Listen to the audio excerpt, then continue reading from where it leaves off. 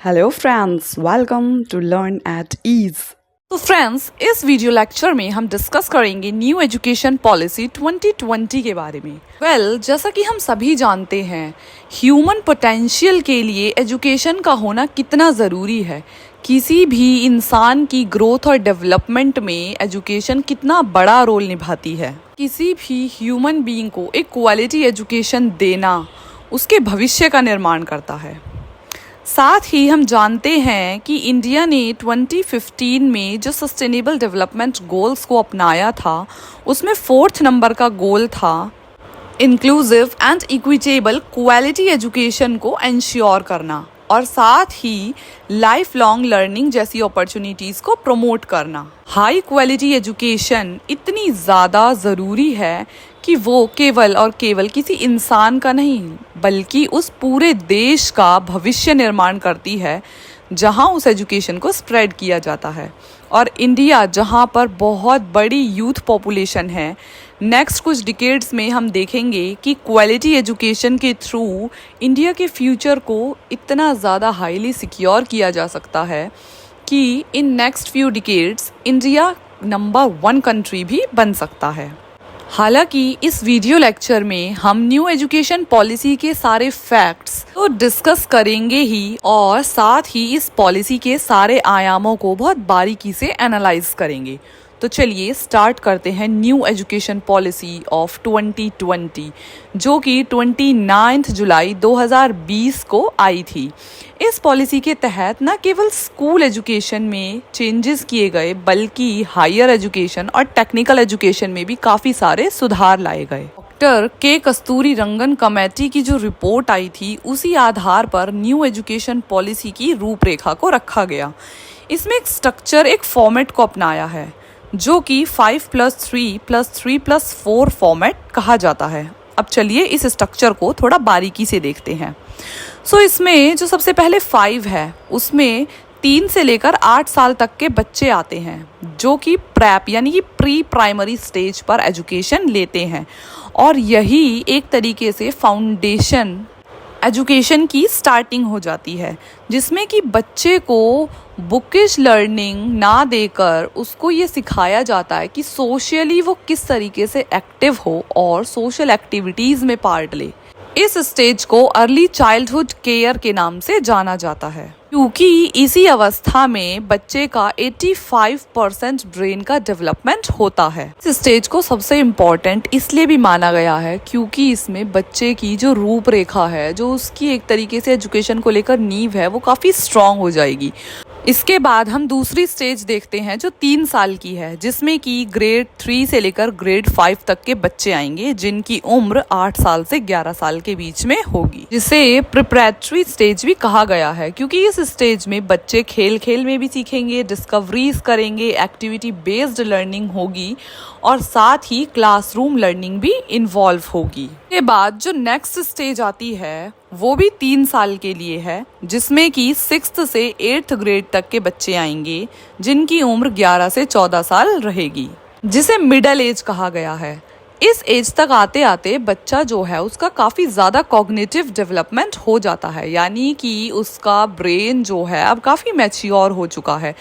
इस स्टेज में इस तरीके की लर्निंग पे ध्यान दिया जाएगा जिसमें बच्चा एक्सपेरिमेंट्स करके सीखे, mathematics, art, social science, humanities जैसी चीज़ों को और इलेबोरेटली सीखने की कोशिश करे। और लास्ट स्टेज 4 इयर्स की होगी जिसमें क्लास 9th से लेकर 12th तक के बच्चे आएंगे जिनकी उम्र 14 से लेकर 18 साल रहेगी। इसे सेकेंडरी स्टेज कहा गया है क्योंकि इस स्टेज में आके बच्चा काफ़ी ज़्यादा मैच्योर हो जाएगा, इसलिए ध्यान दिया जाएगा कि क्रिटिकल थिंकिंग, फ्लेक्सिबल लर्निंग और मल्टी डिसिप्लिनरी जैसे जो क्वालिटीज़ हैं वो उस बच्चे के अंदर इवॉल्व हों। इस पॉलिसी के तहत सरकार का यह प्रयास रहेगा कि 100% ग्रोस एनरोलमेंट हो, यानी कि प्री प्राइमरी से लेकर और सेकेंडरी लेवल तक सभी जो भी बच्चे हैं उनका स्कूल में एनरोलमेंट हो और हर बच्चे तक शिक्षा जो है वो पहुँचे। इसका टारगेट ईयर 2030 को रखा गया है क्योंकि अगर हम पुराने आंकड़े उठा के देखें तो पाएंगे कि बहुत सारे बच्चों ने कुछ मजबूरियों के चलते स्कूल छोड़ दिया था। इसीलिए सरकार का यह प्रयास है कि वापस से उन बच्चों को जो ड्रॉप आउट हैं वापस स्कूल में एडमिशन मिले और उन्हें भी मेन स्ट्रीम स्टूडेंट्स के साथ इंक्लूड किया जाए। साथ ही गवर्नमेंट का यह प्रयास भी रहेगा कि क्लास 6 से आगे बच्चों को वोकेशनल एजुकेशन जैसी चीज़ों को भी दिया जाए। इस पॉलिसी की सबसे प्यारी बात तो ये है कि ग्रेड 5 तक जो भी बच्चे को एजुकेशन दिया जाएगा वो उसकी मदर टंग में या रीजनल लैंग्वेज में होगा, जिससे कि बच्चे की लाइफ में जो लैंग्वेज है वो एक बैरियर की तरह ना काम करके बल्कि उसको बूस्ट अप करे ताकि उसकी लर्निंग और ज़्यादा स्ट्रॉन्ग हो। तो इस एजुकेशन पॉलिसी में सबसे ज़्यादा खास इसी बात का ध्यान रखा गया है कि फाउंडेशन लेवल पे बच्चे का जो कॉग्निटिव डेवलपमेंट है वो होलिस्टिकली हो और एक ऐसी नींव मजबूती के साथ बनाई जाए जिससे कि आगे की जो उसकी पढ़ाई है वो काफ़ी अच्छे से हो पाए। और साथ ही यह भी सुनिश्चित किया गया कि 2030 तक मिनिमम जो टीचिंग के लिए एजुकेशन क्वालिफिकेशन होगी वो 4 ईयर इंटीग्रेटेड बीएड डिग्री होगी, जिसका नाम बदल के 4 year integrated teacher education programme रखा गया है, जिसके थ्रू टीचर को हर वो ट्रेनिंग दी जाएगी जिससे वो बच्चे का होलिस्टिक डेवलपमेंट कर सके और साथ ही फ्यूचर में जो जो संभावनाएं हैं, जो जो नई चीज़ें बदलती चली जाएंगी उसके बारे में भी स्टूडेंट की लर्निंग को बहुत ही स्ट्रांगली पोजेस करे। आगे हम बात करते हैं कि हायर एजुकेशन पर न्यू एजुकेशन पॉलिसी का क्या प्रभाव पड़ेगा। हाल फिलहाल हायर एजुकेशन में जो करंट ग्रॉस एनरोलमेंट रेशो है वो 26.3% है। तो सरकार का यह प्रयास रहेगा कि इसे बढ़ाकर 50% तक 2035 तक कर दिया जाए ताकि हायर एजुकेशन भी ज़्यादा से ज़्यादा लोगों को मिल सके, क्योंकि एक आंकड़े में पता चला है कि स्कूली शिक्षा के बाद बहुत सारे जो बच्चे हैं, बहुत सारे जो स्टूडेंट्स हैं वो पढ़ाई छोड़ देते हैं। तो इस एजुकेशन प्रोग्राम के थ्रू स्टूडेंट्स को भी काफ़ी ज़्यादा मोटिवेट किया जाएगा ताकि वो अपने जीवन में ज़्यादा से ज़्यादा शिक्षा ले सकें। हायर एजुकेशन के लिए अगर हम देखें तो पाएंगे कि इस पॉलिसी ने काफ़ी नए आयाम सेट किए हैं, जिसमें कि 3 से 4 साल तक की जो ग्रेजुएशन है उसके प्रोग्राम्स को रखा है और साथ ही यह सुविधा भी दी है कि स्टूडेंट जब चाहे एग्जिट ऑप्शन अपना सकता है। यानी कि अगर किसी स्टूडेंट ने सिर्फ कॉलेज की पढ़ाई 1 साल की है तो उसे सर्टिफिकेट देकर भेज दिया जाएगा। अगर कोई स्टूडेंट वहीं 2 साल की पढ़ाई करता है तो उसको डिप्लोमा मिलेगा। 3 साल कंप्लीट करने पर स्टूडेंट को डिग्री दी जाएगी और 4 साल में उसे ऑनर्स मिल जाएगी। हायर एजुकेशन लेवल पर भी अगर हम देखें तो बहुत सारे ऐसे चैलेंजेस हैं जिनको ओवरकम करना बहुत ज़रूरी है। सो उन चैलेंजेस को थोड़ा सा ब्रीफ में डिस्कस करते हुए हम देखते हैं कि ये पॉलिसी उस दिशा में कैसे कारगर है। जैसे कि अभी तक जो एजुकेशन सिस्टम है उसके साथ ये चैलेंज था कि बच्चों को 11-12 में ही स्ट्रीम्स दे दी जाती थी। साइंस साइड का जो बच्चा है वो कभी हिस्ट्री या पॉलिटी जैसे सब्जेक्ट्स नहीं पढ़ सकता था। वहीं हम कॉलेज लेवल पर भी देखें तो जो डिसिप्लिन्स होते थे उसमें काफ़ी ज़्यादा रिजिड सेपरेशन देखने को मिलता था, जिसकी वजह से एक बच्चा अपनी इच्छा अनुसार सब्जेक्ट्स का चयन नहीं कर पाता था। लेकिन अब क्योंकि इस न्यू एजुकेशन पॉलिसी के तहत मल्टी डिसिप्लिनरी यूनिवर्सिटीज़ और कॉलेजेस को इस्टेब्लिश किया जाएगा, जिसके थ्रू कोई भी बच्चा किसी भी सब्जेक्ट को किसी भी दूसरे सब्जेक्ट के साथ मिंगलिंग करके पढ़ सकता है। यानी कि एक फिजिक्स के साथ कोई बच्चा चाहे तो कॉमर्स का कोई भी सब्जेक्ट, एग्जाम्पल बिजनेस मैनेजमेंट या फिर हिस्ट्री या पॉलिटिकल साइंस, कोई भी सब्जेक्ट ले सकता है। ये केवल और केवल उस बच्चे के इंटरेस्ट पर डिपेंड करेगा, ना कि स्ट्रीम्स पर या फिर डिसिप्लिन्स पर। इस न्यू एजुकेशन पॉलिसी को अगर हम थोड़ा डिटेल में देखें तो पाएंगे कि हायर एजुकेशन पर तो सरकार ने काफ़ी ज़्यादा ध्यान दिया है, लेकिन उससे भी कहीं ज़्यादा ध्यान स्कूली शिक्षा पर दिया है, क्योंकि किसी भी स्टूडेंट की या किसी भी चिल्ड्रन की लाइफ में जितना ज़्यादा फाउंडेशन इम्पॉर्टेंट है, यानी कि अगर उसका बेस काफ़ी ज़्यादा स्ट्रॉन्ग होगा तो आने वाले दिनों में हायर एजुकेशन को अचीव करना भी उसके लिए कोई बहुत ज़्यादा बड़ी बात नहीं होगी।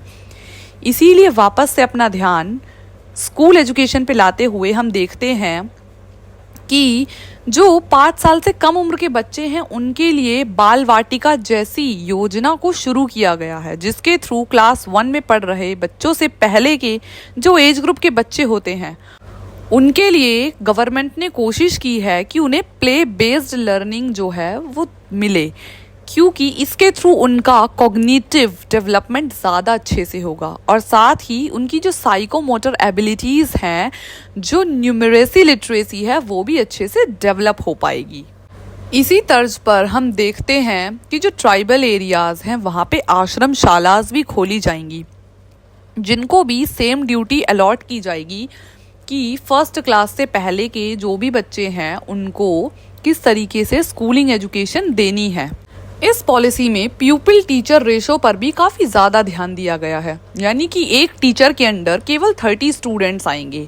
साथ ही इस बात का भी ध्यान रखा जाएगा कि जो प्राइमरी लेवल पे टीचर हैं वो लोकल लैंग्वेजेस में काफ़ी अच्छे से निपुण हों। साथ ही एजुकेशन का डिजिटलाइजेशन करने के लिए इसी पॉलिसी में एक छोटी सी स्कीम दीक्षा को रखा गया है। दीक्षा, जिसकी फुल फॉर्म है digital infrastructure for knowledge sharing, जिसके थ्रू ये कोशिश की जाएगी कि बच्चों को आर्टिफिशियल इंटेलिजेंस में भी काफ़ी ज़्यादा ध्यान देते हुए सिखाया जाए। साथ ही इस पॉलिसी के तहत यह ध्यान रखा जाएगा कि जो शिक्षा है, जो एजुकेशन है, वो किताबों तक सीमित ना रहे। बच्चे का जिस भी चीज़ में इंटरेस्ट है, चाहे वो स्पोर्ट्स है, म्यूज़िक है, आर्ट है, हर चीज़ में जो स्टूडेंट्स हैं वो एक्सप्लोर कर पाएँ और एजुकेशन जो है वो बियॉन्ड बुक्स जाकर उसके होलिस्टिक डेवलपमेंट की तरफ हो। साथ ही इस पॉलिसी के तहत एक 3 लैंग्वेज फॉर्मूला को लाया जाएगा, जो कि ग्रेड 6 से लेकर ग्रेड 8 तक के स्टूडेंट्स के लिए होगी। इस फॉर्मूला के तहत बच्चों को स्कूल्स में 3 लैंग्वेजेस सिखाई जाएंगी, जिसमें कम से कम 2 लैंग्वेज नेटिव लैंग्वेज होंगी और 1 लैंग्वेज कोई भी फॉरेन लैंग्वेज हो सकती है। साथ ही एक भारत श्रेष्ठ भारत स्कीम के तहत बच्चों को ऐसे प्रोजेक्ट्स और एक्टिविटीज़ दी जाएंगी जिससे कि भारत की समस्त भाषाओं के बारे में बच्चों को जानकारी हो और साथ ही वो दूसरी भाषाओं को सीखने में भी रुचि दिखाएं। साथ ही अगर हम असेसमेंट की बात करें, यानी कि जैसे कि अभी तक होता आता है कि फाइनल एग्ज़ाम केवल 2 ही बार होते थे, जिसके थ्रू बच्चे को ओवरऑल एसेस किया जाता था, जिसे हम सबमिटिव असेसमेंट कहते हैं। इसकी जगह पर अब जो है वो फॉर्मेटिव असेसमेंट का पैटर्न लाया जाएगा, क्योंकि गवर्नमेंट की ये कोशिश है कि बच्चों को रोट लर्निंग से दूर ले जाया जाए और उनके अंदर इंटेलिजेंस और कॉग्निटिव डेवलपमेंट किया जाए। फॉर्मेटिव असेसमेंट में हम देखते हैं कि जैसे किसी क्लास में टीचर पढ़ाते पढ़ाते ही बच्चों से क्वेश्चनिंग करे, उसके बिहाफ पे उसकी मेंटल एबिलिटी को जज करे और साथ में कुछ ऐसी क्लास इंटरैक्टिव एक्टिविटीज़ भी होती रहनी चाहिए जिससे बच्चों का कॉग्निटिव डेवलपमेंट होता रहे और साथ के साथ उन्हें एसेस भी किया जाता रहे। फॉर्मेटिव असेसमेंट के अंदर और भी बहुत से ऐसे तरीके आते हैं जिसके थ्रू स्टूडेंट को एसेस किया जा सकता है, जैसे कि सेल्फ असेसमेंट, यानी कि टीचर कोई क्लास टेस्ट ले और उसके बाद स्टूडेंट से खुद से कहे कि आप लोग खुद को मार्किंग करो कि आपने जो वो टेस्ट है कितना ईमानदारी से और कितना अच्छा किया है। साथ ही जो क्लास टीचर्स हैं वो क्विज, रोल प्लेज, इनका भी सहारा ले सकते हैं। इस तरीके के असेसमेंट से बच्चों में जो पहले कंपटीशन की भावना रहती थी उसे ख़त्म किया जाएगा और साथ ही उनमें एक सही दिशा में कॉग्निटिव स्किल्स को डेवलप किया जाएगा। गवर्नमेंट असेसमेंट्स के लिए एक नई पॉलिसी लेकर आई है जिसका नाम है परख, performance assessment review and analysis of knowledge for holistic development, जिसका सिंपल सा मोटिव है स्टूडेंट को ओवरऑल हर तरीके से डेवलप करना, उसका होलिस्टिक डेवलपमेंट करना। अभी तक क्या होता था कि जो एजुकेशन है वो टीचर ओरिएंटेड थी, यानी कि टीचर क्लासरूम में आएंगे और वो ब्लैक बोर्ड की हेल्प से बच्चों को पढ़ाएंगे। ये एक वन वे कम्युनिकेशन था। लेकिन इस नेशनल एजुकेशन पॉलिसी का जो मेन ऑब्जेक्टिव है वो है कि क्लास के अंदर बच्चों का भी इन्वॉल्वमेंट हो, उनका एक एक्टिव रोल हो जिसके थ्रू 2 वे कम्युनिकेशन हो सके। बच्चों की डिपेंडेंसी टेक्स्ट बुक और सिलेबस से हटकर इस चीज़ पर जाए कि आखिर वो अपने लाइफ में कितना कुछ सीख रहे हैं। टेक्स्ट बुक को वन ऑफ द टूल की तरह ट्रीट करना चाहिए, होल सोल टूल की तरह नहीं। साथ ही इस एजुकेशन पॉलिसी में इंक्लूजन की भी बात की गई है, जिसके थ्रू ऐसे स्टूडेंट्स जो डिसएडवांटेज्ड ग्रुप को बिलोंग करते हैं, फॉर एग्जांपल कुछ स्टूडेंट्स जो डिसेबल हैं या फिर गर्ल्स हैं, उनको भी इस पॉलिसी में इंक्लूड किया जाएगा और कोशिश की जाएगी कि उन तक भी इस एजुकेशन के प्रभाव को पहुंचाया जाए। एजुकेशन को बहुत ही जॉयफुल और एंगेजिंग एक्टिविटी बनाया जाएगा।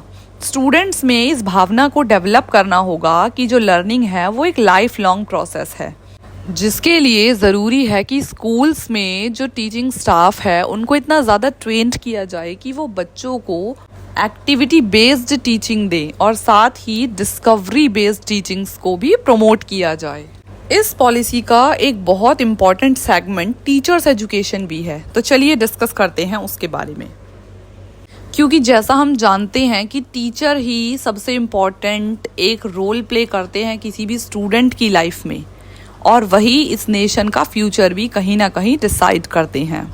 सो according to the justice J.S. Verma commission 2012 of Supreme Court, ये देखा गया कि करीब 10,000 से भी ज़्यादा ऐसे टीचर्स हैं जो एजुकेशनली उतने ज़्यादा क्वालिफाइड नहीं थे, लेकिन उन्होंने पैसे देकर सिर्फ अपनी डिग्री को ख़रीदा।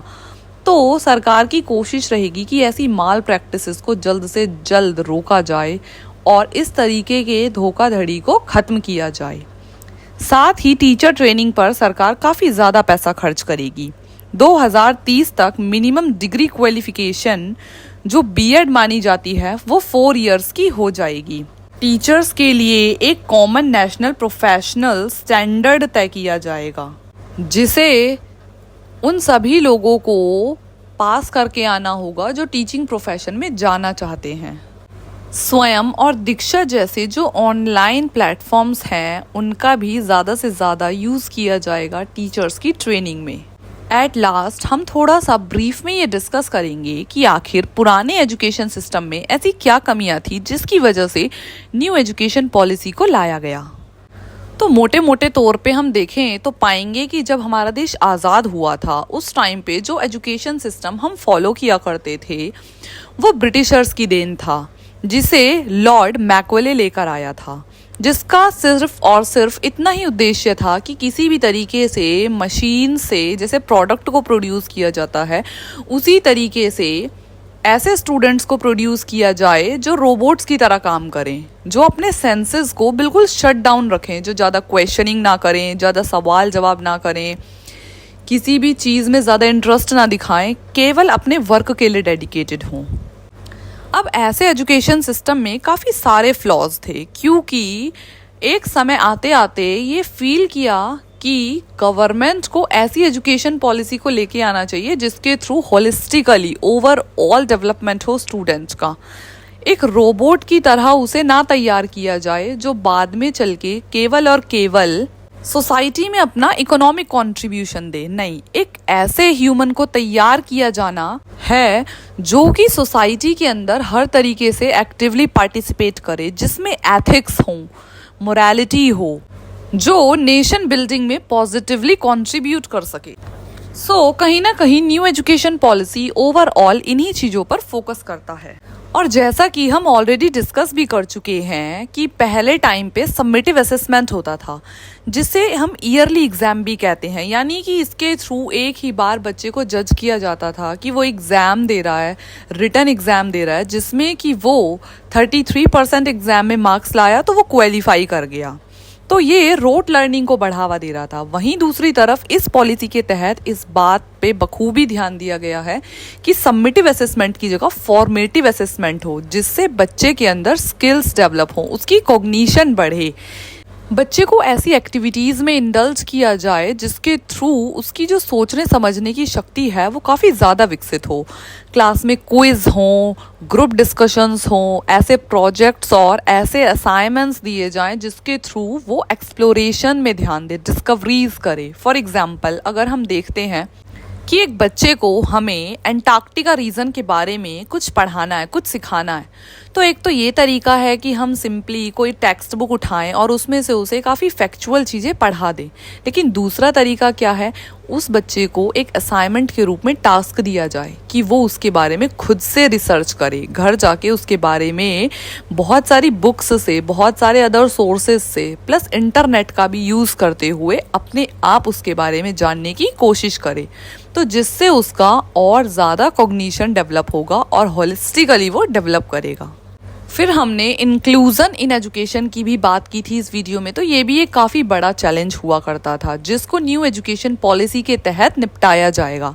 यानी कि वो सभी बच्चे जो किसी भी XYZ चैलेंज की वजह से एजुकेशन से बाहर आ जाते हैं, स्कूल ड्रॉप आउट हो जाते हैं, तो इस पॉलिसी के अंदर सबसे बड़ी प्राथमिकता यह रहेगी कि उन सभी स्कूल ड्रॉप आउट्स को वापस से एडमिशन दिया जाए और उन सभी के लिए शिक्षा के नए गेट खोले जाएं।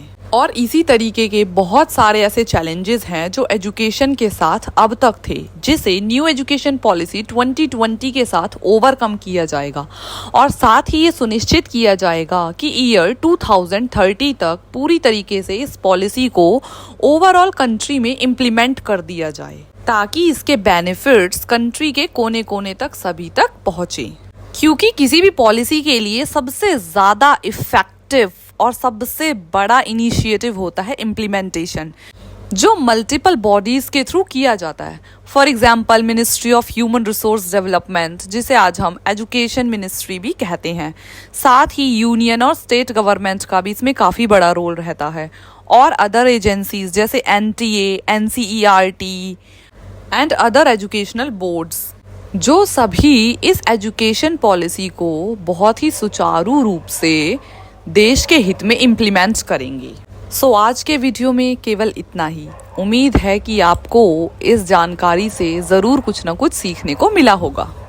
If you have gained some knowledge from this video, then please do subscribe it, like it and share it with your friends.